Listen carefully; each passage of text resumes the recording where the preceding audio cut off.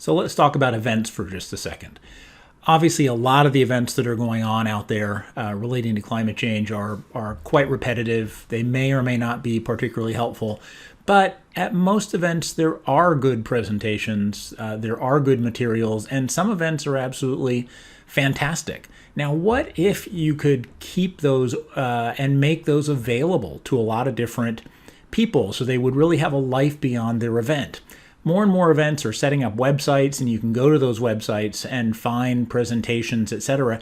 But no one knows they're there. No one will ever go to that website to look at those presentations because they simply don't know they're there. So what if you could organize an event, your event, into the climate web? And let me just give you an example of how we've done that.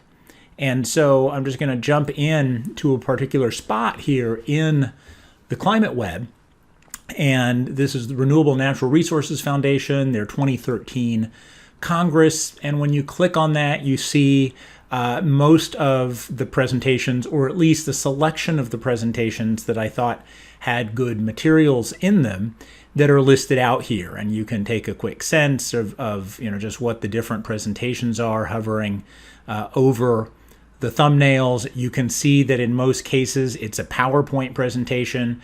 Most of these presentations are available in the climate web, so you can actually download the presentation. But let me show you what you can do. You can go to a particular presentation, in this case Howard Kunreuther of Wharton, and you can, what we've done is pulled out some of the most interesting slides from his presentation and included them directly into the climate web.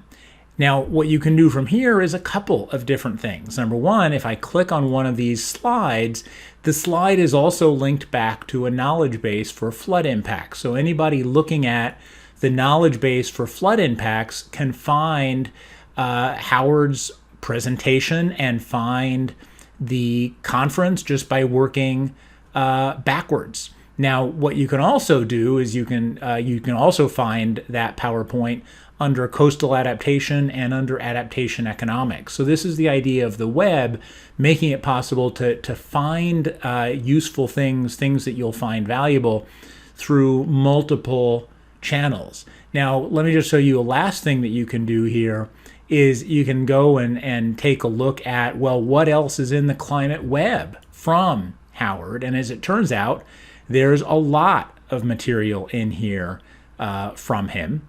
And in some cases, you can go in and take a look at specific information, again, that we have pulled out of some of these papers and talks that we've then linked together to make it possible to find without necessarily knowing that this paper exists in the first place.